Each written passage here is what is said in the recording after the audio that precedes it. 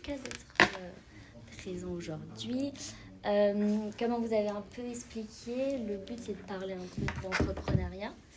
En fait, avec Marion et Chat, on a mis en place de un peu promulguer au maximum notre culture à l'externe, donc que ce soit aux candidats, aux clients, n'importe qui. Et donc, dans notre culture, il y a une forte partie sur l'entrepreneuriat. Et donc, on rédige des articles sur ça. Là, ce point, on aimerait aussi pouvoir le mettre sous forme de podcast. C'est pour ça qu'on enregistre. Et pour rédiger l'article, on s'est dit que c'était plus intéressant, en fait, que vous en parliez directement. Et encore plus intéressant, justement, de faire une table rectangle pour que tous les débats... Enfin, avoir un vrai débat et plusieurs visions plutôt que séparément. En fait, je pense que ça peut tous s'enrichir. Donc, voilà, le but, c'est qu'on puisse parler chacun de vos expériences dans l'entrepreneuriat, pourquoi vous êtes lancé, voilà, qu'est-ce qui vous a donné envie, est-ce que pour vous, c'était naturel ou pas de vous lancer là-dedans. Ensuite, pourquoi vous êtes passé chez Smade, qu'est-ce qui vous a plu, pourquoi avoir changé, et après un peu votre vision sur l'avenir sur ce point-là. Voilà, ça va. Après, le but, c'est vraiment pas obligé de suivre point par point. Le but, c'est de se laisser aussi aller par les débats. C'est ça qui est intéressant aussi dans la discussion. Yes. Donc, vu que ça va être pour des personnes extérieures, est-ce que vous pouvez tous vous représenter un peu votre ressenti aujourd'hui sur ce point-là et ce que vous faisiez, c'était quoi le secteur de votre entreprise, le produit, pourquoi, votre période d'activité. Allez, qui veut commencer? T'es le plus frais de l'équipe. C'est pas faux. Et je m'appelle Benjamin, je suis donc développeur logiciel embarqué au sein de Smade. J'étais avant freelance, donc le secteur d'activité assez proche de ce que je fais actuellement. C'est plus un changement de mode opératoire, mais dans la partie purement technique, c'est strictement la même chose. J'ai fait 2 ans et demi en tant que freelance avant de rejoindre Smade. Et après, on verra après tout le truc, mais voilà, en brief, c'est un peu ça. Okay. Bon, moi, je m'appelle Lorena, je suis Customer Experience Specialist et moi, j'étais freelance pendant 1 an et demi dans un secteur qui n'a rien à voir, c'est plutôt le management des réseaux sociaux, création des vidéos, etc. Et voilà. Okay. Voilà. Ça va, pour le moment, c'est le... Ok, moi c'est Samy, donc je suis développeur front-end. J'ai été à mon compte, donc freelance pendant 6 ans avant en tant que développeur web en fait. Et j'ai eu une autre expérience à mon compte auparavant, où là par contre on avait développé une agence web avec un ami. Et on avait à l'époque développé aussi un logiciel, un outil en ligne pour que les gens puissent créer eux-mêmes leur site internet sans connaissance. Donc 2 expériences assez différentes et une justement en binôme en gros, avec des compétences complémentaires, etc. Et une autre en solo, mais qui était plus simple finalement puisque j'avais déjà l'expérience de la première. Et voilà. Ok. Pour l'instant. Très bien. Laura. Donc moi c'est Laura. Aujourd'hui je suis lead de la team data chez Smade. Et on avait eu la folle idée avec mon mari de créer une boîte il y a 10 ans pour la création de solutions pour les personnes en situation de handicap. Voilà, pour répondre aux besoins de notre fils initialement, mais finalement on a essayé d'étendre notre champ de compétences pour aider certaines personnes. Voilà. Et la boîte existe encore. C'est plus mon mari qui la gère et voilà, et moi qui suis le bébé de loin. Ok, ça marche. Et moi, je suis Charlotte, donc je suis lead de l'expérience de marque chez Smade. J'ai un parcours un peu inversé, pas très, un peu semblable à sur certains aspects à celui de Laura. J'avais créé mon agence de branding il y a 20 ans. Et en fait, au lieu de devenir entrepreneur après avoir été salariée, j'ai fait l'inverse. C'est parce que j'aime bien les choses décalées. Et Smaid a été l'un de mes clients. Et j'ai tellement aimé le projet et je me suis tellement sentie en affinité en tout point avec ce qui s'y passait que j'ai décidé, au bout de 18 ans, de mettre un terme à mon rôle de chef d'entreprise pour rejoindre complètement Smaid. Voilà. Ok, ça marche. Et du coup, première question, pourquoi avoir monté votre entreprise? Moi, il y avait un désir d'autonomie et de liberté. Alors, c'est ce qu'on croit. Parce que tout le monde te Mais- dit, c'est trop bien, tu dois Trop pouvoir bien, faire ce que tu ouais. veux. C'est exactement Bah ça. non. Gérer ton temps. C'est exactement ça. C'était au départ l'idéal qu'on se faisait, mais on apprend que finalement, c'est qu'un mirage. C'est clair. C'est qu'un mirage. Une utopie. C'est ça. Non, c'était surtout ça. Et j'avais. En fait, donc j'étais anciennement dans une boîte de prestation de services et j'avais fait, à mon sens, un peu le tour des sujets. En tout cas, les projets sur lesquels on me plaçait me correspondaient un peu moins. Et je voulais prendre du coup mon envol là-dessus, accompagner des projets peut-être plus jeunes. Et donc, du coup, des gens qui ont davantage besoin de compétences extérieures comme ça. En tout cas, sur la partie freelance, sur mon domaine. C'était un peu l'idée. En plus de ça, il y avait donc 2 ans et demi, ça correspondait à la fin du Covid. Il y avait pas mal de télétrochocs, le cas des 30 ans. Il y a tout un facteur qui ont fait que, en tout cas, voilà, des facteurs ou un terreau voilà, fertile pour pouvoir justement entreprendre. En tout cas, voilà, c'était ça. Et puis, j'avais toujours eu en tête l'envie d'entreprendre, de créer un petit peu une aventure. Je voulais faire du produit à la base, en tout cas c'était la vocation, mais finalement le service allait bien aussi. Mais c'est quelque chose que peut-être un jour On a longtemps. voilà. Mais là en tout cas pour l'instant c'est Smaid à fond. Ok, très bien. Ok. Moi, j'avais créé ma boîte parce qu'en fait, comme je t'ai dit tout à l'heure, moi, dans ma vie, il manquait de paillettes, quoi. Mon travail était juste trop noir et blanc, trop administratif, trop... Enfin, j'étais face aux clients et tout, et j'aimais beaucoup, mais moi, je me considère quelqu'un de très créatif, et j'avais l'impression que je n'avais pas l'opportunité d'exploiter mon côté créatif. Et en plus, j'aimais beaucoup les réseaux sociaux, les photos, les vidéos, etc. Et il y avait ça de ce côté-là, et le fait que moi, je voulais être plus libre, parce que jusqu'à là, même si j'avais été en statut cadre, c'est vrai que la liberté, j'avais pas goûté. Hein. C'est des horaires, il y a toujours plus de taf, et je me disais, en fait, moi, je peux créer le travail dont je rêve pour moi-même. Et moi, j'avais fait un diplôme de marketing, mais qui ne me servait pas à ce moment-là pour entrer dans une boîte pour faire le métier tel quel. Donc, pour moi, c'était une opportunité de créer moi-même mes opportunités et de mettre des paillettes dans mon travail, quoi. et voilà, c'était pour ça que je l'avais fait. J'ai déchanté après un petit peu parce que, voilà, il y a le côté créatif, bien sûr, que j'ai eu l'opportunité d'avoir, organiser un peu mon temps, etc. Mais c'est vrai qu'à côté, il y a toute la partie noir et blanc et pas de paillettes. Voilà. Le côté administratif, le côté il faut gérer aussi. Il n'y a pas de personne d'autre pour gérer. Ouais. Donc voilà, là-bas, c'était ça. Exploiter un peu plus ma créativité et me créer mes propres opportunités. Voilà. Alors de mon côté, je remonte à la première expérience finalement. Donc comme je le disais tout à l'heure, on a créé une entreprise avec un ami. Et à la base, je l'ai rencontré là où je travaillais. Donc à l'époque, je travaillais comme ingénieur R&D dans une entreprise plutôt industrielle. On fabriquait des composants mécaniques, électromécaniques. Et là-bas, j'ai rencontré quelqu'un qui s'intéressait pas mal au web aussi, etc.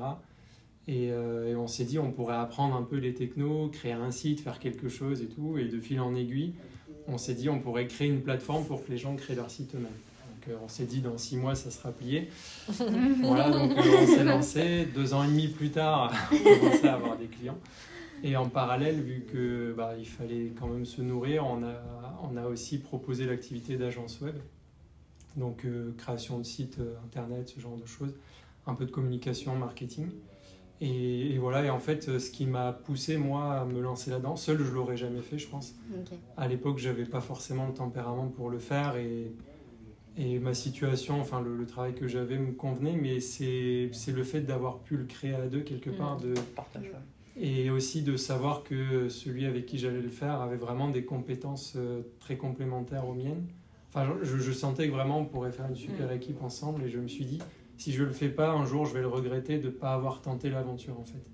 Bon, j'étais encore jeune, moi je suis pas si vieux que ça, mais... Pourquoi tu me regardes Non, je regarde un peu. Je suis pas si vieux que ça. Voyons. Et voilà, et donc finalement on s'est lancé là-dedans. Moi, ça n'a pas été facile puisqu'il a fallu tout développer nous-mêmes. Beaucoup de travail, beaucoup de nuits aussi passées à développer le truc, beaucoup de remises en question, mais le fait d'avoir été deux, pour moi ça a été un point hyper important, même pour se motiver, se challenger. Quand il y en a un qui perdait un peu la motivation, l'autre était là pour le rebooster. Et ça, pour le coup, se lancer seul dans un premier projet dans l'entrepreneuriat, c'est ça qui peut être difficile, à moins d'avoir quelqu'un dans son entourage qui est là pour épauler. Mais il y a quand même beaucoup de moments où on se sent un peu... des doutes. Il y a des hauts et des bas, et ouais, des doutes, des remises en question. Donc, pour moi, c'était une vraie chance finalement de pouvoir faire ma première expérience dans ces conditions-là. Et après, la seconde, je partais vivre en Allemagne. Donc, je devais apprendre la langue, m'occuper un peu des enfants. Et vu que j'avais déjà des contacts, donc Charlotte, et déjà un peu d'historique là-dessus et des connaissances, je me suis remis à mon compte plus par commodité. Mais en fait, après, de fil en aiguille, j'ai eu suffisamment de projets pour continuer à avancer et ça a duré 6 ans jusqu'à ce que je commence à travailler pour Smade, que je rencontre l'équipe, que je connaisse mieux le projet. Et puis, comme Charlotte, j'ai été conquis par tout ça et puis c'est là que j'ai franchi le cap. Je pense que ce qui nous plaît, c'est qu'on n'a pas... Parce que, comme Laura, on est rentrés tous les trois... Et toi aussi, tu étais presta au début, Ben, Oui. pour Smade. Oui. En fait, c'est de... Je pense que... Enfin, je parle pas en votre nom, mais ce qui est top dans ce projet-là, c'est que quand t'es entrepreneur dans l'âme, t'as pas l'impression de le perdre en rentrant ici.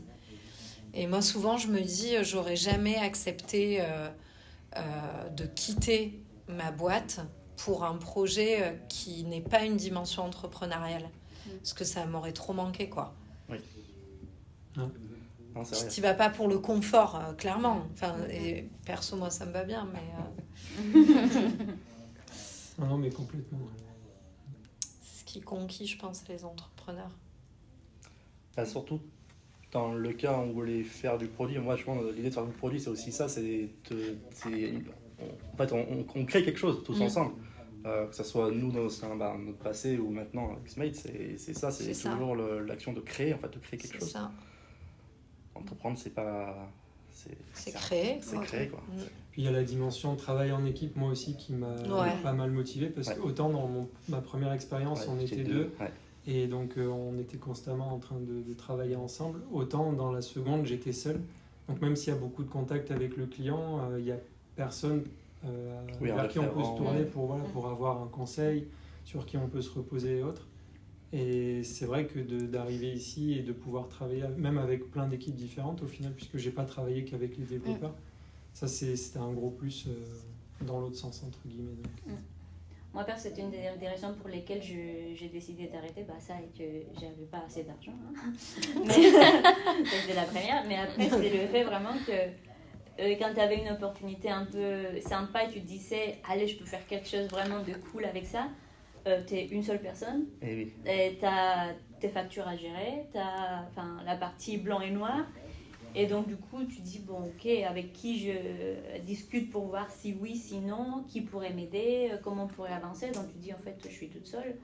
Il faut que tu continues à rester à la même échelle, quoi. C'est très difficile d'avancer, c'est très difficile de se projeter quand on est tout seul pour faire des gros projets ou de s'avancer sur d'autres trucs, quoi. Comment je suis tombée dans l'entrepreneuriat ? Je pense que, comme Charlotte l'a dit, il y a des personnes qui sont... qui ont ça dans le sang. Je pense que ça fait partie de moi depuis longtemps. Avant, c'était des projets quand j'étais dans les études, même quand j'ai tout le temps travaillé dans des startups. Et quand je bosse dans une startup, il y a toujours cet esprit entrepreneurial. Et du coup, quand on a commencé à créer des produits pour notre fils, et il y a des fonds d'investissement en fait qui nous ont proposé de nous aider pour en faire des produits à plus grande échelle. Donc du coup, alors, aucune question, on s'est pas posé de questions en fait, on a sauté de pas. Et j'ai continué en fait à faire du consulting dans le monde des algorithmes surtout. Donc j'ai jamais quitté le monde de l'informatique ni le monde des startups. Et voilà, et c'est en proposant mes services pour Smade un peu de temps que j'ai goûté à l'équipe et au projet. Et exactement comme tu as dit, je pense que je supporterais pas de travailler dans une société où il n'y a pas cette C'est équipe, clair. où tu n'as pas l'impression que le produit, c'est ton produit en fait. C'est Moi, je suis ça. obligée d'être impliquée comme ça. Pour me donner à fond et voir que les autres qui sont autour de nous, quoi, ils ont le même punch et la même envie de réussir. Voilà. Pour moi, je cherche pas du tout un travail pour un travail. Ouais, je suis d'accord. Il faut que c'est du sens dans le produit, dans l'équipe. Voilà, c'est sûr. Et c'est ce que j'ai trouvé chez Smake. Du coup, il n'y avait pas besoin d'aller trouver d'autres, entre guillemets, clients. Pour moi, ça, tout de suite, j'ai vraiment accroché avec Smake. Voilà. Et, Après, c'est Merci. la magie de Smade, c'est que oui, vu que c'est une start-up, il y a forcément une dimension entrepreneuriale, mais tu as aussi des start-up qui sont managées autrement et on te prend pour avoir une mission précise et en gros, bah, tu la fermes, quoi. Tu as une mission, tu vois, une feuille de route et là, c'est pas le cas, quoi. Quand j'ai monté ma boîte, donc j'avais 22 ans. Quand je suis arrivée à la fin, à l'époque, hein, excusez-moi, on appelait ça une licence. Ça n'existe plus aujourd'hui. Et j'avais 2 très bonnes copines, donc dont ma copine Anaïs, que vous connaissez, qui était en cours avec moi. Elle me disait, viens avec nous à l'IAE. Et je leur disais, non, mais jamais de la vie. Moi, je veux créer ma boîte, donc je pars à Paris. Je trouve un job alimentaire et pendant ce temps, je travaille sur comment créer mon entreprise. Et en fait, je rêvais de bosser dans la com, historiquement dans la com politique, mais finalement, je n'ai pas du tout pris ce chemin-là. Et je trouve un job à Paris. Et pendant ce temps, je montais toute la partie admin de ma boîte et tout. On était 3 associés au départ. Et ce que je voulais, vu que je rêvais de bosser en agence, en fait, je me suis dit, mais ça va être trop long, quoi. Il va falloir faire des stages. Il va falloir trop d'étapes. Moi, je suis trop impatiente et tout. Et j'avais pas envie qu'on me biaise, en fait. Je voulais créer mon propre modèle, quoi, comme je le sentais moi, et m'amuser, en fait. Vivre de ma passion. Et c'est pas le côté autoritaire et tout, mais plus prendre cette liberté de créer les choses comme j'en avais envie. Alors, quand j'ai dit ça à mes parents, déjà, ils croient toujours que j'organise des mariages, alors que j'en ai jamais organisé un seul, même pas le mien, tout juste. Donc, ils comprenaient rien. Et puis, tu lâches un super job pour devenir entrepreneur, mais tu vas vivre de quoi? Mais on va vivre, vous inquiétez pas. Et puis, voilà, on avait l'envie non seulement de faire ce qui nous animait à fond, et l'envie de créer quelque chose. Ça paraît con, mais...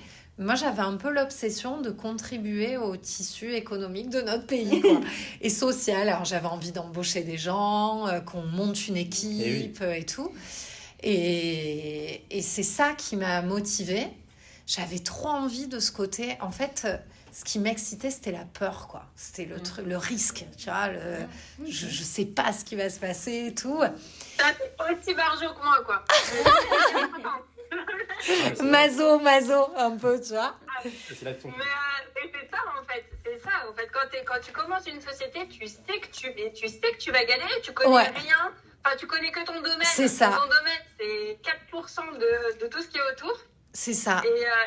Et tu y vas quand même. Et tu connais personne. Tu sais, les brevets. Ouais. Comment on fait des brevets, comment on fait ISO. Mais c'est tellement pas mon truc. Et tu y vas quand même. Et en même temps... C'est ça qui t'apprend trop, c'est de te mettre les 2 pieds dans la merde. T'apprends à une vitesse. Attends, putain, moi, je me souviens, le premier jour qu'on a pris nos bureaux, on est arrivé, on avait des Dell à l'époque, fixes. Hein. On était là, on se regardait, on se dit, ok, on fait quoi maintenant? Et après, t'appelles tous tes contacts. Et voilà, quoi. Mais... franchement, ça a été une expérience de fou. Moi, j'ai pas fait de longues études, hein. J'ai tout appris comme ça, mais c'était canon, franchement. même les gens qui m'ont fait pleurer, qui m'ont dégoûté, mais merci quoi à tous ces gens-là, c'est trop formateur. Et puis à un moment donné, moi ce qui m'a lassée, pardon Noémie, mais c'était un peu la gestion du personnel pour être honnête. Parce que bon, après quand t'es une toute petite boîte et que c'est ta boîte, en fait tu te braques clairement tous les problèmes quoi. Le côté admin, et quand c'est ta boîte, et ben t'as le devoir de tout faire. Donc tu dois aller chercher des clients, faire de la strate de com, enfin vendre ce que tu vends quoi, être en bonne relation avec tout le monde, enfin être DRH. Si t'es pas une suffisamment grosse boîte, bah tu te braques tout. Et au bout d'un moment, je me suis dit, mais merde, c'était après le Covid, je fais pas que ce que j'aime. C'est ça. Et je m'éteins là. Et c'est l'alignement des planètes. Hein. C'est à la sortie du Covid que Smaid est rentré dans ma vie. Et là, je me suis dit, mais ma place, elle est là. C'est dur ce côté de... faut être couteau suisse tout le temps, quoi. Ouais. Mais moi, je pense que ce que je dis à Noémie, c'est...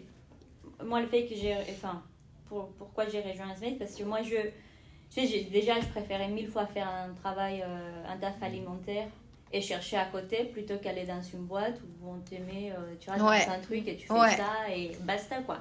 Et je pense que quand on a goûté un peu à l'entrepreneuriat et que tu arrives chez Smaid, tu mets vraiment de la valeur sur ce que tu fais aujourd'hui, tu vois. Tu dis, si je peux être, moi, personnellement, je peux être créative, et je vais pas gérer ni le personnel, ni la partie administrative, voilà quoi, tu vois, donc...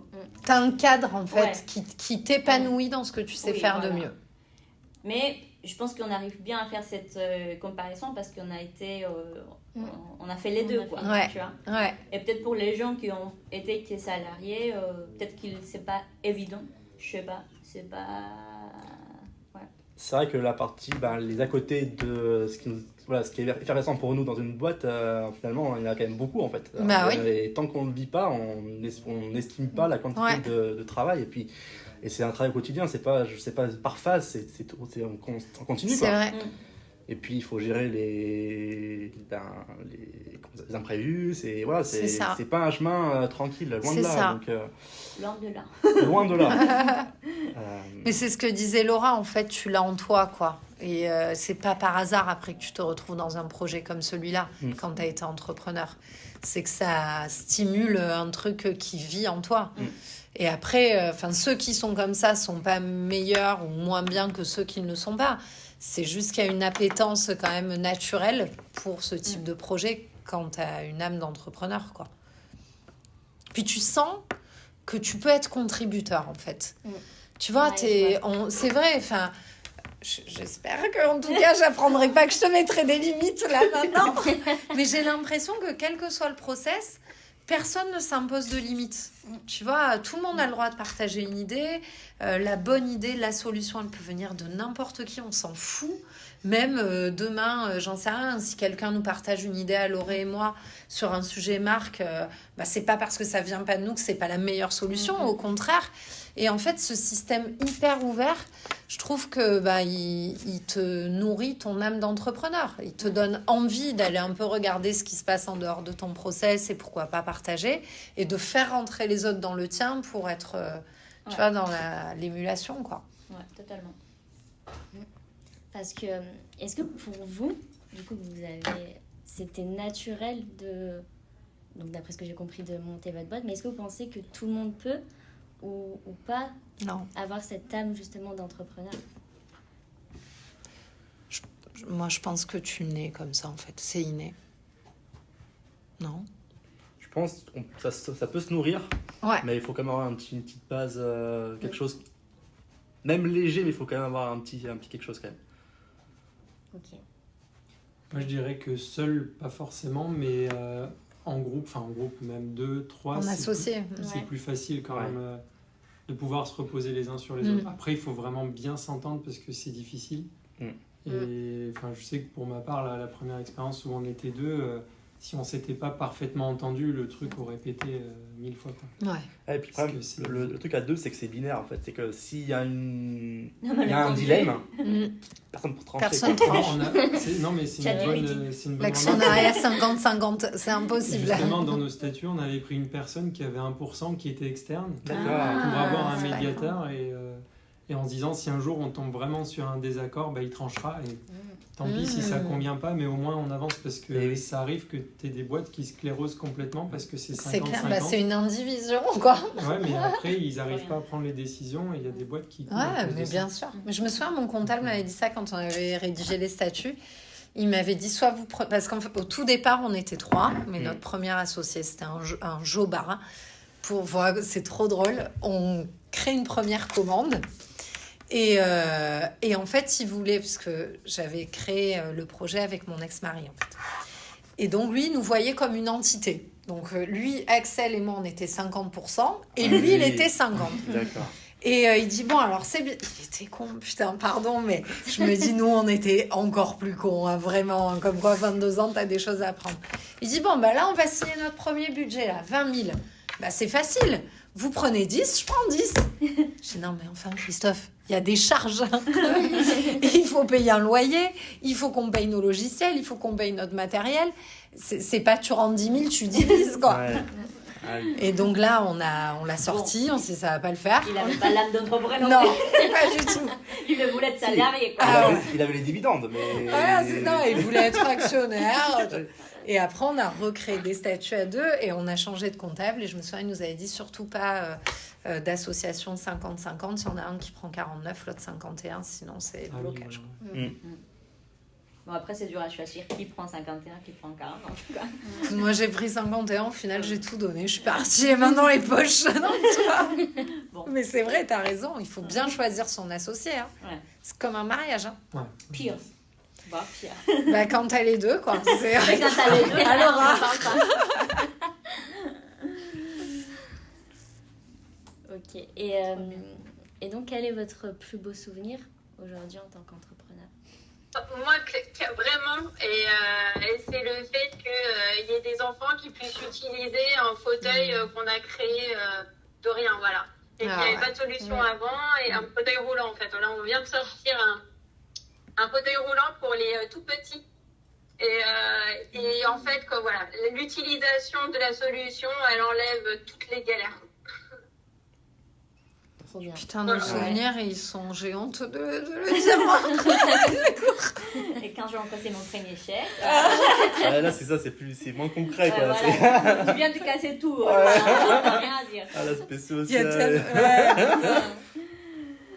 Non, moi, je dirais vraiment quand je signais mon premier client, parce que les gens ils doutaient beaucoup de moi, parce que t'es pas française, les gens ils vont pas te faire confiance, t'as un accent quand même quand tu parles, t'as pas des études de ci, t'as pas des études de ça. Je me suis dit, ça peut pas être un frein, quoi. Enfin, tu sais, moi j'étais en train de créer moi mon truc, donc mon rêve, c'est moi qui est en train de construire, la personne va venir me dire ça non. Et quand j'ai signé mon premier client, j'ai pu jeter ça dans la gueule des gens. Et voilà, j'ai signé quelqu'un m'a fait confiance, malgré que que j'ai un accent, hein, le français, etc. Et pour moi, c'était une grosse fierté parce que j'ai douté de moi pendant longtemps. Tu vois, je me suis dit, peut-être c'est vrai. C'est à cause de ça, je ne vais pas arriver. J'ai dit à Noémie, moi, je me suis inscrite à des cours de tout, quoi. Écriture, syntaxe, prononciation, tout, parce que ça m'était vraiment rentré dans l'âme. C'est à cause de ça que j'ai C'est un complexe. Ouais, c'est ça. À la base, ce n'était pas pour Non, moi. mais ça l'était devenu, quoi. Oui, parce que les gens me répétaient ça tout le temps. Mais t'es sûre, c'est pas français, c'est écrit pas. Quand t'écris, est-ce que tu fais des fautes, tu fais des petites... Donc, je me suis dit, mais oui, c'est vrai que parfois j'oublie le S à la fin de... Et donc, je commençais à me poser trop de questions. Je m'inscris à une quantité de cours pour pouvoir prouver que je pouvais le faire. Et quand je signais mon premier client, je me suis dit, en fait, je peux le faire, quoi. Et c'était une grosse fierté pour moi. Et du coup, le S à euro, tu l'as bien dit quand même. Bien sûr, c'était le cours 1. Comment bien encaisser son chèque. Ouais. Voilà. Et toi, Ben? Et je réfléchis à... Le truc, c'est que moi, je suis freelance, j'ai pas vraiment eu un changement de métier. Par contre, c'est que j'ai fait plus jeune des startups week-end, etc., où on avait entrepris avec un pote de créer un projet, etc. Et là, c'était cette partie-là un peu de... la partie effervescence des idées, Et en même temps, à ce moment-là, on était un peu candide, quoi. Donc, il n'y avait pas de limite et on pensait à plein de choses. Et on avait commencé à créer un projet qui était assez cool. Et bizarrement, c'est vrai que l'idée, on ne l'a pas trop poursuivi. Mais à tort, c'était de la livraison de nourriture à vélo. Ah ouais. C'était en 2005, 2006 ou 2005-2006.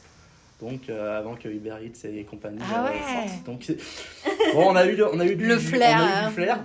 Le collègue a eu du flair, mais on n'y a pas cru en nous. Et puis, pareil, c'est que c'était 2-3 mois, hein, mais d'effervescence à ce moment-là. Mais on a eu pas mal de justement, les jugements extérieurs. Et puis, bon, c'est vrai que à ce moment-là, on était un peu jeunes et en tout cas, moi, j'écoutais vraiment ce qu'on me disait. Et du coup, quand tu as les juristes, etc., qui te disent que c'est pas viable, c'est pas possible, etc., c'est leur métier, c'est leur domaine d'expertise. Si c'est pas viable et que tous disent ça, c'est peut-être pas viable. Et du coup, t'écoutes. Mais en fait, peut-être en luttant davantage, on aurait pu faire quelque chose, quoi. Mais du coup, non, c'était cette phase-là, un petit peu, c'était un projet qui était hors discipline, une idée qui a germé à deux là-dessus, qui était assez cool, ouais. Mais voilà, donc ça remonte un petit peu, mais c'était un prémisse du coup à l'entrepreneuriat. C'était plus ça. Et donc du coup, voilà, comme c'était un startup week-end, du coup, on a fini 3e. Donc C'est vachement c'était bien, cool. hein. C'était cool. Putain. C'était cool. T'aurais pu être le CEO Uber Eats ou Je ne sais pas. CEO non, mais ou celui qui encaisse tout, quoi. Vraiment depuis ton île, depuis sympa, quoi. C'était avec des si, on fait pas mal de choses. Ouais. Mais On voilà, mettrait Paris en bouteille. On coupe tout du à bois. fait. Et on coupe du bois. Ouais. Putain, salut. Ah, on a pas Toi, c'est quand tu m'as Exact. rencontré. complètement. Parce que moi, c'est celui-là. Bon. Alors moi, ça serait plutôt, je pense, donc la première expérience là où j'étais avec mon associé. Et ça devait faire 4 ans, je pense, 3 ans et demi, 4 ans qu'on était dans cette aventure. Le produit commençait à se développer, on n'avait pas beaucoup de clients, mais on réfléchissait à mettre de l'e-commerce dedans, etc. Ouais. Et à un moment, il a fait un salon, lui, sur Rennes. Il a rencontré le patron d'une autre entreprise qui a commencé à s'intéresser aux produits et tout. Et au fil des discussions, a proposé de racheter la solution et de nous embaucher. Et on a réfléchi, on s'est dit qu'est-ce qu'on fait, est-ce qu'on arrête maintenant parce qu'on a fait le plus dur quelque part, mais en même temps on avait du mal à décoller, il aurait fallu qu'on embauche des commerciaux, enfin pour vraiment... Donc finalement on s'est dit bon on accepte l'offre, ça n'a pas été si simple, hein. Il avait embauché un gars pour en négocier qui était horrible. Mais le fait de pouvoir finalement concrétiser le projet en revendant la société et puis en étant embauché derrière dans l'entreprise, je trouvais que c'était finalement une belle manière de terminer cette aventure-là, quoi. Et voilà. Après, sur la seconde expérience, c'était plus... il y a eu beaucoup de projets sympas avec Charlotte. Et ça fait trop de souvenirs différents pour que ça puisse rentrer dans cette catégorie. Ouais, c'est vrai, c'est dur, hein. Choisir, c'est renoncer, quoi. C'est ça. Ouais, c'est vrai. Franchement, putain, elle est chaude, cette question. T'en as plusieurs. Après, tu sais, en 18 ans, il y a eu vraiment des Ouais. moments de haut, de ouf, où tu gagnes des appels d'offres improbables, où tu vas genre... C'est pas mon plus beau souvenir, mais l'anecdote est drôle. On passait un oral d'appel d'offres à Lyon pour les stations Eni. Et la veille au soir, donc on était à Paris à ce moment-là, on sort en boîte, on avait mis tout le matos dans le coffre de la voiture de ce qu'il fallait qu'on prenne pour faire notre presse, parce qu'à l'époque c'était encore un peu papier et tout, tu vois. Et en fait, on avait fait la teuf toute la nuit. Et à 5h, on était à l'égare de Lyon. On avait pris le premier train du matin qui venait sur Lyon. Et on est allé direct au siège de Eni, qui est maintenant au Altony Garnier. À l'époque, c'était, je sais plus, c'était là. Je crois que c'était vers l'autre gare là, de Lyon, Perrache. Perrache. Et putain, un oral de malade. Et là, on a gagné un contrat de ouf. Mais c'était improbable. On était arrivés en gueule de bois. Honnêtement, le plus beau souvenir, je pense que... Et c'est pas parce que c'est vous et tout, mais je crois que ce qui a été vraiment la bascule, le moment où j'ai senti que Parce que voilà, moi j'ai un peu eu ce complexe de ne pas avoir fait d'études, enfin pas beaucoup en tout cas. Et tu sais, dans ta carrière, tu rencontres beaucoup de gens qui vont, donc tes clients, qui vont avoir une attitude un peu dominante parce que c'est le directeur marketing, tu vois, qui t'emploie plein de buzzwords dans tous les sens et qui joue le rôle du mauvais client sur le prestat. Et franchement, c'est assez dur. Quand tu as 23 ans, tu as en face de toi des gens qui ont ton âge ou plus vieux, mais qui ont un super job et qui te démontent, quoi. Et franchement, pendant quelques années, moi, ça m'a cultivé un petit complexe où je savais que j'étais pas une mauvaise chef d'entreprise parce que j'avais de la vision, que sans expérience et sans référent pour demander des conseils, franchement, on s'en sortait plutôt pas mal. Et le jour où... donc, en fait, moi, mon premier client, c'était Pixidis, qui a été racheté par Intech, qui fabriquait des trays. Ça a été notre premier client, parce qu'avec Axel, on avait été, lui, freelance et moi, stagiaire pour cette boîte-là. Et donc, quand on a commencé, on a rappelé toutes les boîtes où on avait fait des stages en disant « S'il vous plaît, aidez-nous ! Ne nous payez pas, vous ne nous payez que si vous trouvez qu'on fait du bon boulot. » Et donc, j'avais toujours adoré bosser pour Pixidis et cette industrie. Et quand on nous a appris que Intech avait racheté Pixidis, première réaction... Tu dis, merde, là, j'ai perdu un client. Ok, c'est mort. Et en fait, on a eu 1 an et demi, un peu de... On ne savait pas trop, quoi, ce qu'il allait se passer. Et là, tu flippes, parce que tu as quand même un client depuis des années avec qui tu entretiens une super relation, mais un changement de cap stratégique, tu peux perdre un client du jour au lendemain. Et puis, on a été consulté dans un appel d'offres que Intech menait pour refaire son branding à l'occasion de ses 20 ans. Et on a eu la chance d'être mis dans la course. Et je me rappelle le moment où j'ai préparé le dossier de restitution. Et franchement, hein, j'ai senti à l'intérieur de moi qu'il y avait un truc qui changeait là. Je savais qu'on allait gagner. Je le savais. Franchement, c'était trop bien ce qu'on avait fait. Non, mais tu sais, quand tu sais que tu te plantes pas, tu vois. Tu donnes du cœur, tu sais que c'est... Ouais, que tu as compris en fait là où il fallait être et tout. Et je me souviens quand on a fait la restitution, à l'époque c'était en visio, parce que nous on était à Marseille, Intech est dans le Nord, il y avait certains collaborateurs aux US et tout. Quand j'ai déroulé, j'ai senti quoi, dans le moment où en fait ils se sont dit ok là c'est bon, on y est. Et ce moment en fait il m'a transformée, mais vraiment, enfin j'ai du jour au lendemain, en 1 seconde, tous les complexes que j'avais, j'en avais plus du tout, mais je me disais putain ça y est là, je suis à ma place.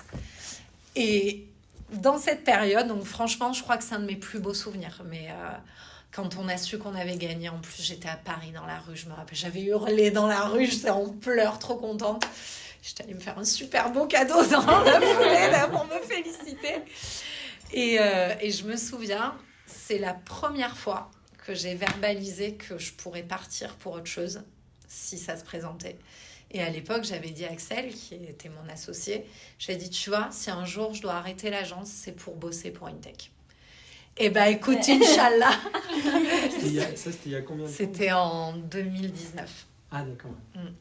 On a su qu'on avait gagné en juin 2019, je crois, la consulte. Et pendant tous les mois qui ont suivi, on avait préparé le nouveau branding pour le présenter début 2020, juste avant le Covid. Ah oui. Ouais, tu vois, quand tu sens que t'es... Putain, là, il y a un truc. Oui, quoi. oui, il y a un échange. Tu vois, c'est ce qui Et c'est peut changer ta quoi. vie, quoi. Ouais. Et en vrai, c'est ce qui a changé. Hein. Oui. Voilà, littéralement, oui. En plus. Ouais. Et là maintenant, qu'est-ce que vous retenez de cette expérience-là dans l'entrepreneuriat? Et est-ce que vous avez l'impression aujourd'hui que ça vous sert dans votre rôle au quotidien? Ouais. Ouais. Rien que le côté polyvalence, autonomie, prise en main des sujets.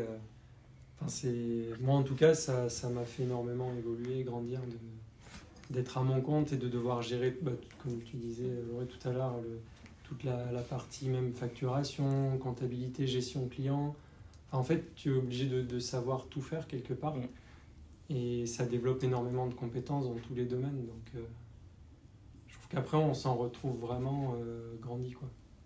Et c'est des compétences qui sont plus difficiles à développer quand on est salarié, qu'on sort pas de sa zone. Enfin, en fait, on sort constamment de sa zone de confort. Ouais. Bon, après, au bout d'un moment, on est plus à l'aise, mais en tout cas, au début, ouais, c'est assez important. Et ouais, ça, je trouve qu'en tout cas, dans ce sens-là, ouais, ça aide énormément. Ok. Ouais, moi aussi, je pense que complètement d'accord avec toi que ça nous fait nous débrouiller. On trouve des workarounds. No matter what, on va trouver une solution. On laisse pas. Enfin voilà, on se dit pas qu'il y a quelqu'un qui va nous aider. Enfin, si, il y a quelqu'un qui va nous aider, mais on ne dit pas que la solution va se trouver toute seule. Voilà, on essaye de trouver des solutions. Et l'autre chose peut-être, moi, qui m'a transformée, déjà que j'étais orientée client, mais alors le fait d'avoir sa société, ça, en fait, tu penses produit, tu penses client. Et dans nous, enfin en tout cas, je parle pour moi, mais le client bien plus au centre quand on a une expérience entrepreneuriale. T'as raison. Ouais. Ok. En fait, ouais, t'as pas le choix que de penser client parce que sans.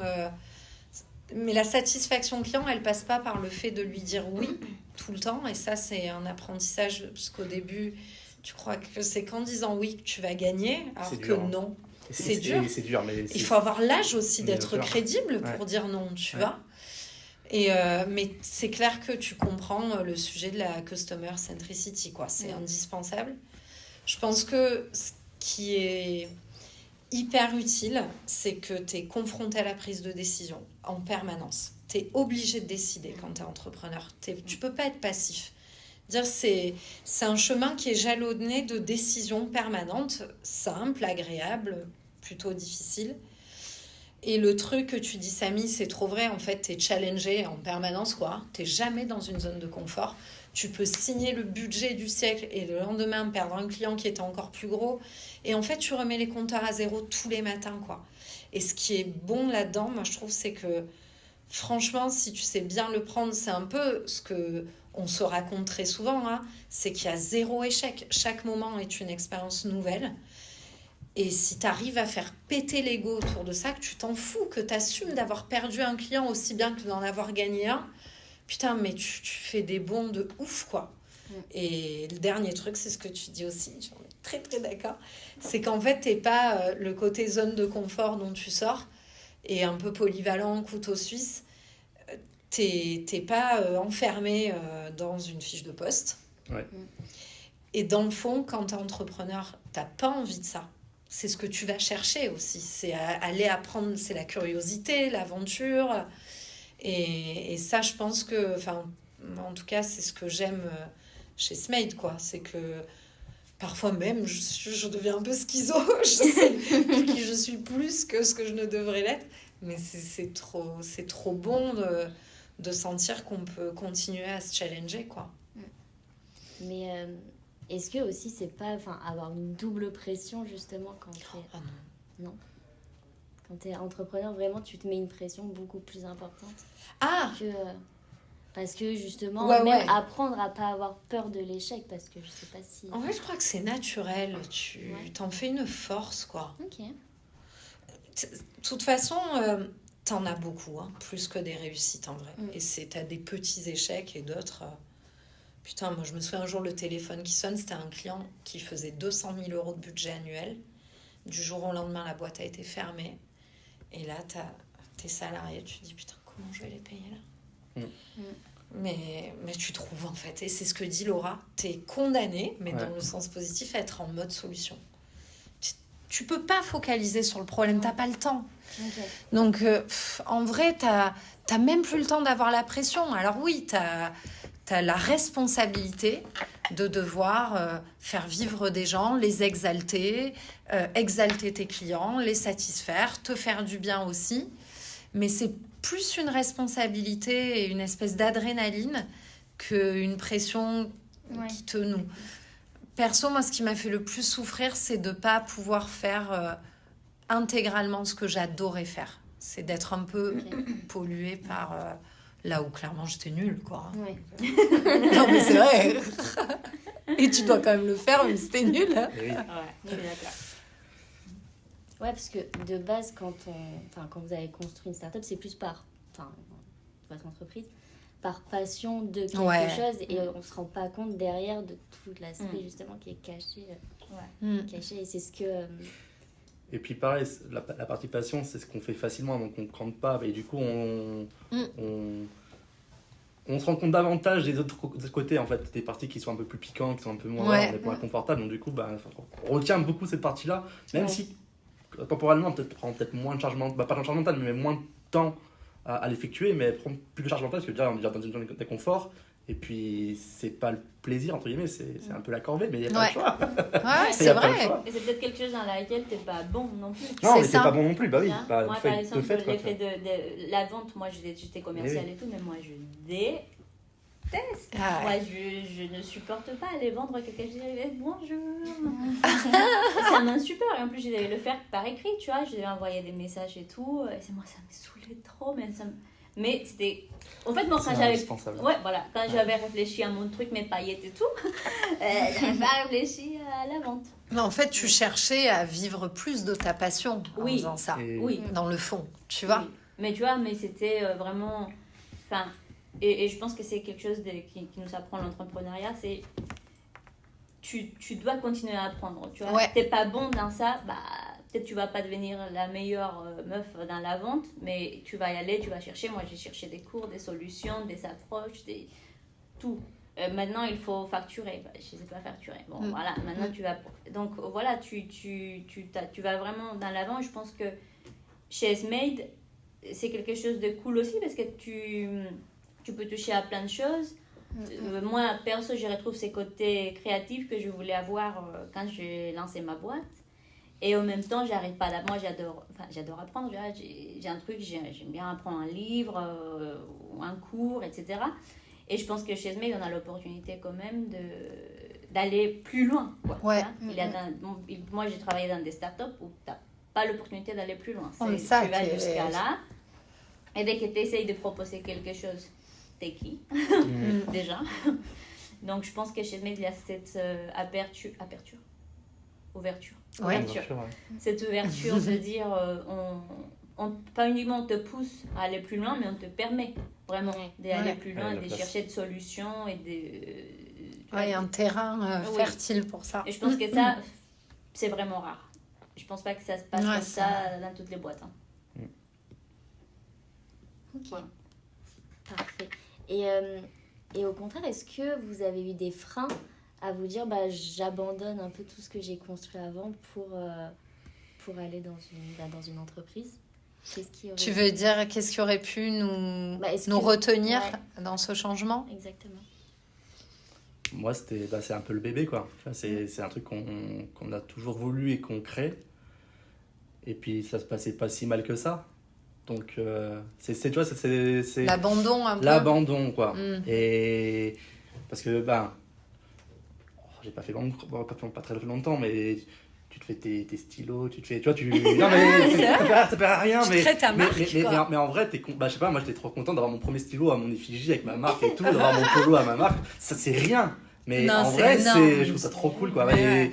Et justement, c'est tellement des combats au quotidien que en fait, le moindre petit truc comme ça, c'est un peu le petit plaisir, quoi. C'est un Ouais. peu, Les highlights. Bah, ça matérialise ce ouais, que c'est t'as fait. concret, quoi. C'est concret. C'est ça. Et ouais, c'était cette partie-là qui Plus difficile. qui a été compliquée, ouais, qui a beaucoup balancé parce que justement, c'est plus ça, quoi. C'est encore à revenir sur.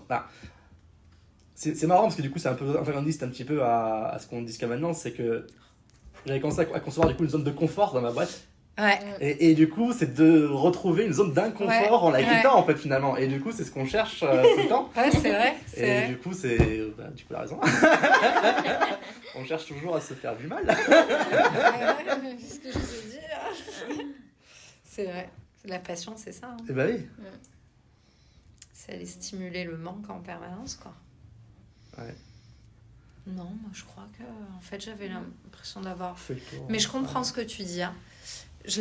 En fait, je crois que j'avais fait déjà le deuil d'une période de ma vie et que j'avais fait le tour, quoi. Donc là, si tu veux, au bout d'un moment, quand tu as testé plusieurs schémas, au début, On travaillait avec des free, après on a recruté, on s'est monté une équipe, puis après on a rebossé qu'avec des free, puis après on a encore... Enfin, j'avais l'impression de reproduire toujours les mêmes Ouais, schémas. c'est clair. Je disais, bon, ben là, voilà. Et c'est pas grave, tu vois. La vie passe vite, mais la vie est encore longue. Et puis, aujourd'hui, c'est ça que je veux. Peut-être qu'un jour, j'initierai un autre projet où je serai actionnaire dans un autre truc et que je ferai vivre mes idées autrement et tout. Mais je crois que c'est tombé au bon moment parce que j'ai pleuré le jour où j'ai fait mon post LinkedIn pour annoncer que c'était fini. Ouais. C'était officiel là, tu vois. Il était beau.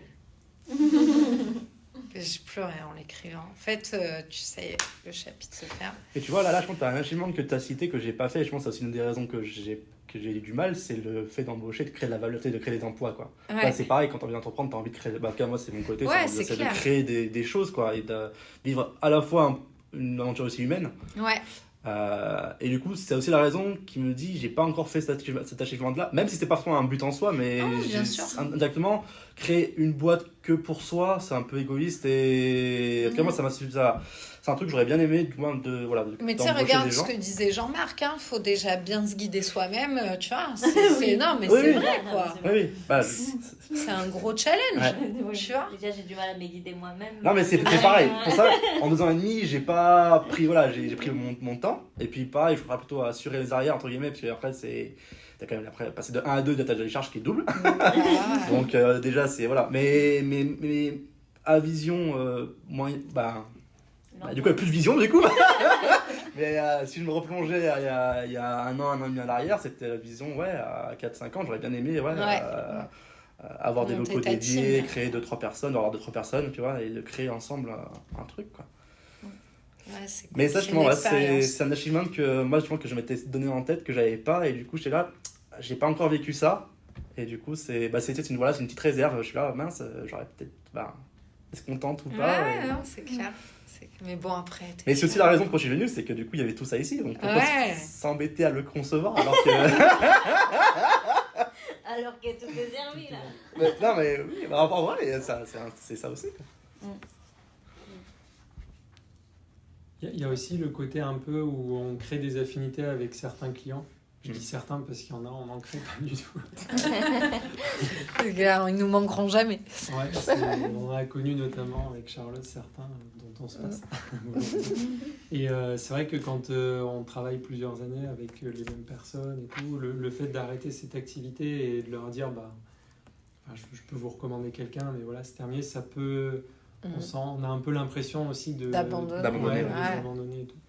Mais personnellement, de mon côté, le fait de trouver là l'équipe et le projet contrebalance vraiment largement. Je t'ai ça. pas abandonné ta cliente préférée. Non, mais c'est vrai. Mais il peut y avoir ce côté-là un peu. Ouais. Et puis te le font sentir pour certains. Ouais. Ah ouais. Après, quelque part, on quitte des clients. La relation avec les clients, elle est cordiale, mais c'est pas la même qu'avec une équipe, malgré tout. Ouais. Il y a toujours une relation particulière. Et donc, on quitte des clients pour trouver une équipe où là, on va vraiment pouvoir avoir des relations plus fortes, entre guillemets. Donc, c'est pas... Ouais. Enfin, pour moi, en tout cas, ça aurait pas été un frein, mais ça peut jouer, quoi. Ok. Et toi, Laurie? Non, moi je pense que j'ai arrêté au bon moment parce que moi je suis quelqu'un de très sociable et du coup la solitude ça a commencé à devenir vraiment pesant pour moi. Parce qu'en plus moi j'avais créé mon bureau dans une des pièces dans l'appartement et je passais toute la journée enfermée là quoi. Non, je devenais schizo. Là, tu te poses des questions, tu te réponds tes questions. T'avais ton calmar comme Thomas? Ah non, mais c'était... moi, un moment, tu vois, déjà, l'hiver, tu sors pas. Quand tu sors, tu penses vraiment qu'au taf, je devrais être en train de taffer. T'es toute seule. Donc, moi, vraiment, je suis pas sûre que j'aurais pu aller plus loin toute seule. C'était trop compliqué pour moi. J'ai devenu un peu folle là, je pense. Donc non, j'ai arrêté au bon moment et comme dit Samy, moi je retrouve ici Ce que peut-être j'aurais aimé avoir quand j'ai créé mon truc, tu vois. Ouais. Des collègues sympas, tu vois, boire un café, discuter, avoir une idée, dire ah ouais, c'est cool, on essaye ici, on essaye ça. Toute seule devant le miroir, quoi. Parce que... Donc, non, je pense que moi j'ai arrêté au bon moment. Moi, je regrette pas. Au moins, j'ai essayé. Ok. Ok, et dernière question. Vous, de quelle manière aujourd'hui vous voyez votre avenir professionnel? Est-ce que l'entrepreneuriat vous manque ou non? Moi, je compte repasser entrepreneur le mois prochain. Bon, c'est pas non En plus- fait, il va postuler pour devenir le prochain CEO. Non, moi, rien me... Enfin, je sais pas, j'ai vraiment pas... Enfin, c'est pas du tout... je sais pas, genre un opportuniste ou quoi, mais j'ai l'impression que c'est ma boîte, quoi. Ouais. Non, mais vraiment, enfin, je veux dire, je ferais pareil si j'avais tout créé, quoi. Ok. Donc, en fait, ça n'a pas le temps de me manquer, parce que... Et j'ai l'impression qu'on me limiterait pas dans l'envie d'être comme ça. Après, il y a des choses sur lesquelles vraiment, par exemple, je n'allais pas dire ah ben dis-moi Ben c'est vraiment de la merde hein, ce que t'as fait là. Mais c'est un retour comme un autre. Merci pour le feedback. Bah voilà, merci. Déjà, Je suis surpris. J'apprécie. je suis surprise, Ben. Non, mais tu vois, après, tu t'improvises pas dans des sujets, mais ouais, non, je me sens à la maison, quoi. Et c'est un peu ça qu'on a un peu... Bah, en tout cas- Moi, Vas-y Laura. Ouais, on t'écoute.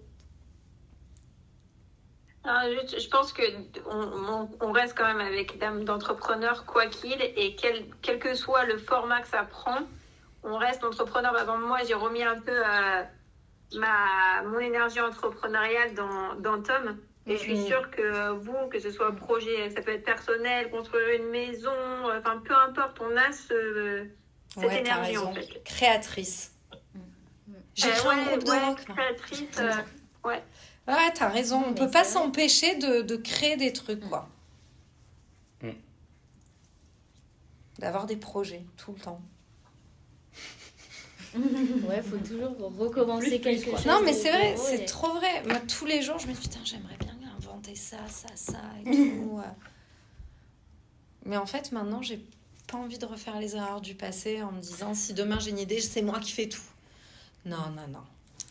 On pourrait. Et je vais chercher des gens, on Oui. met de l'argent tous et moi, j'observe. Je et surveille. guide. Sagesse.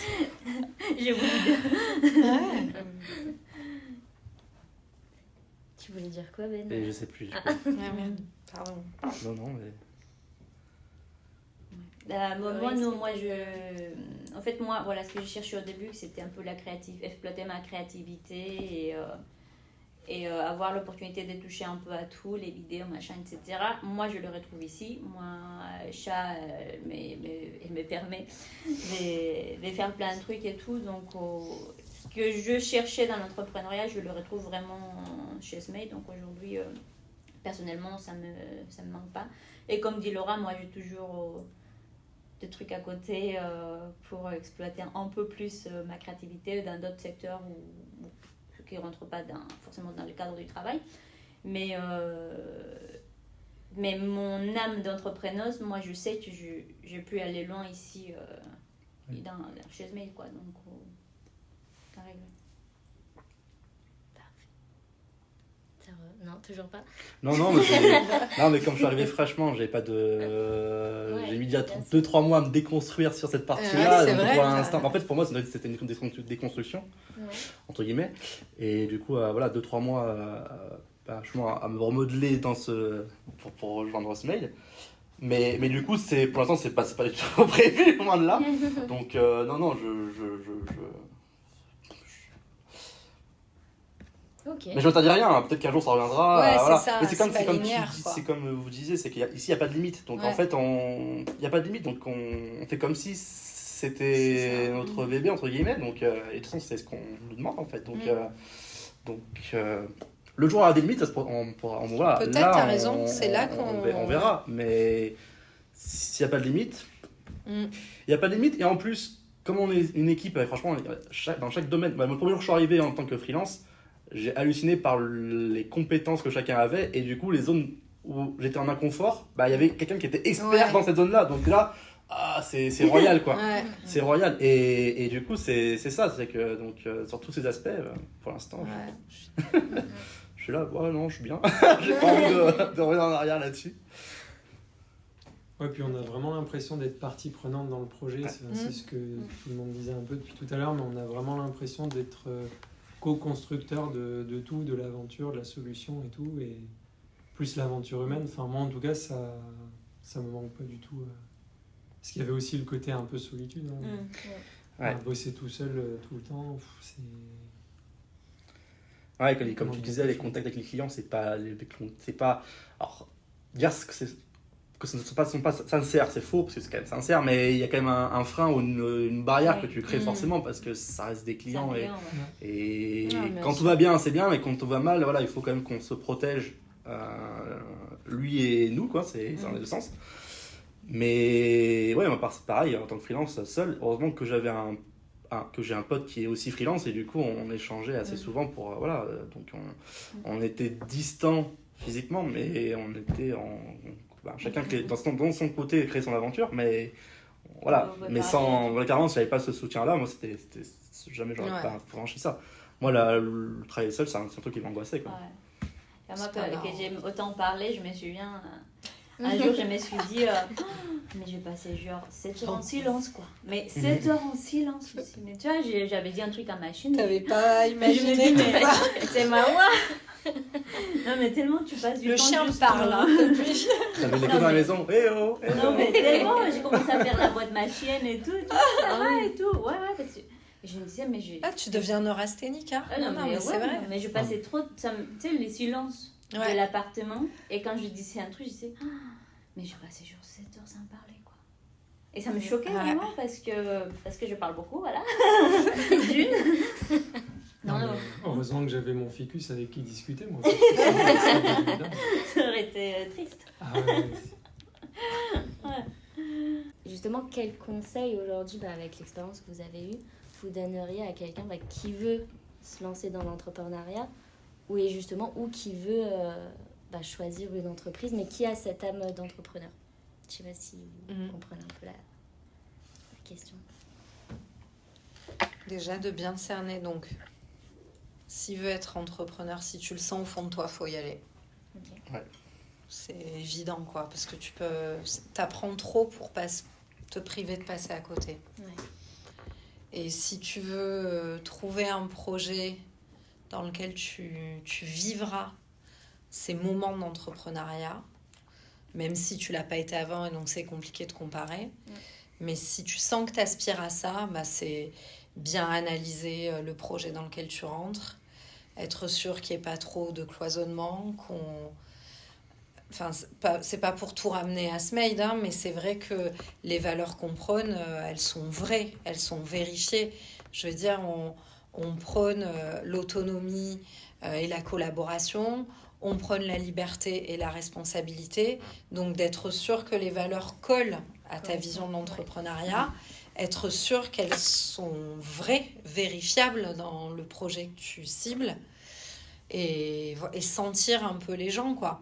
Après, dans les formats d'entreprise, il y a des entrepreneurs qui aiment les modèles hyper directifs, hyper patriarcaux et tout, et d'autres qui aiment les modèles plus ouverts. Donc après aussi, ça dépend de l'entrepreneur que tu penses être.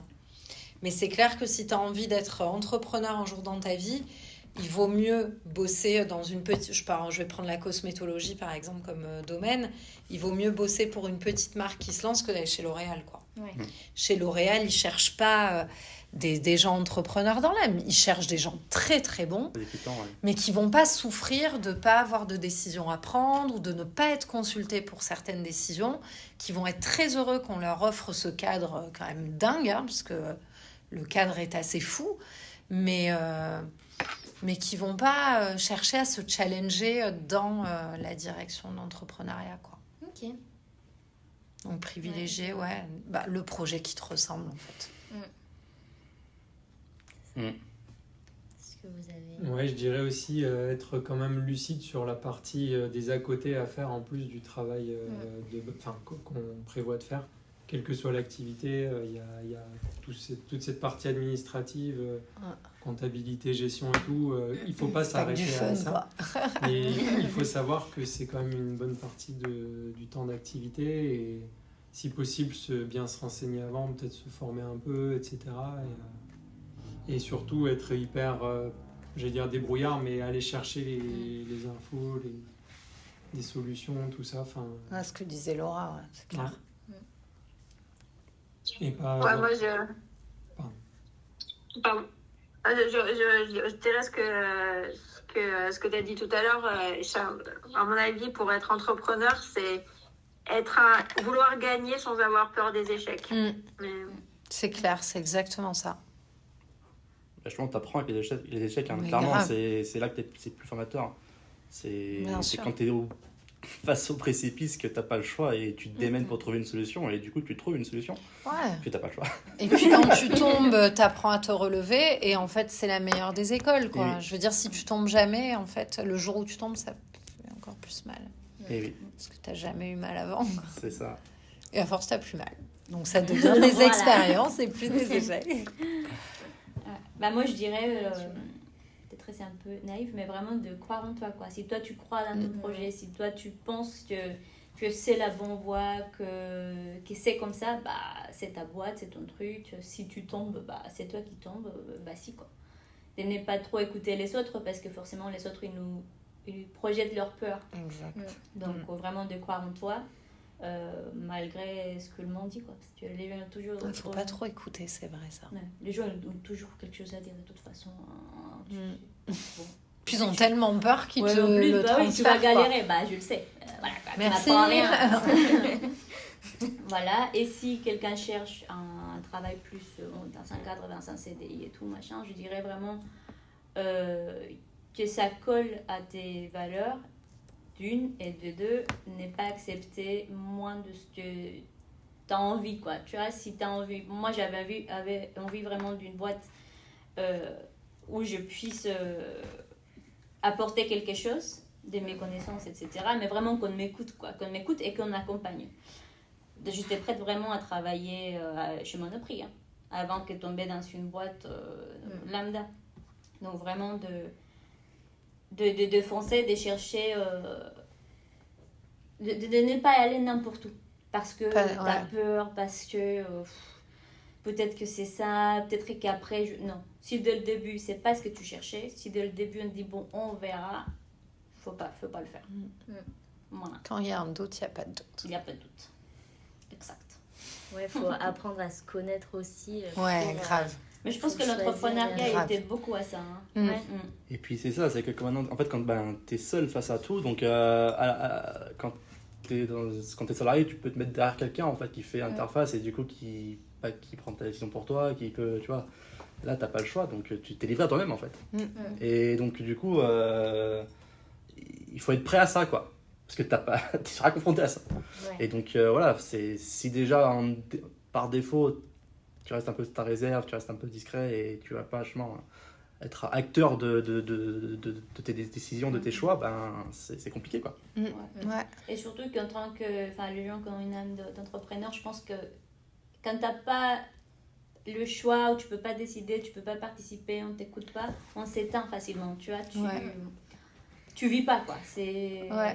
Tu deviens même triste et tout. Moi, je dis c'est ça. Les boîtes m'ont piqué ma lumière, tu vois. Ça éteignait ma lumière, vraiment. T'as tellement de choses à dire, à apporter. Peut-être qu'il y a quelqu'un qui connaît plus que toi, qui peut t'encadrer, t'accompagner, etc. Ça, je veux bien.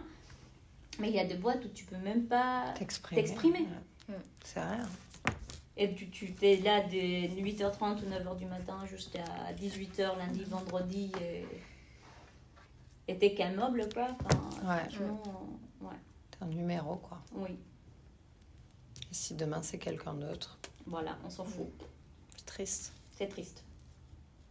Il y a des gens Il y a qui beaucoup de ça gens qui se convient, font hein. éteindre aussi comme ça, qui ont un talent fou et qui perdent tout leur capital confiance parce que on les laisse plus s'exprimer, quoi. sur cette note triste.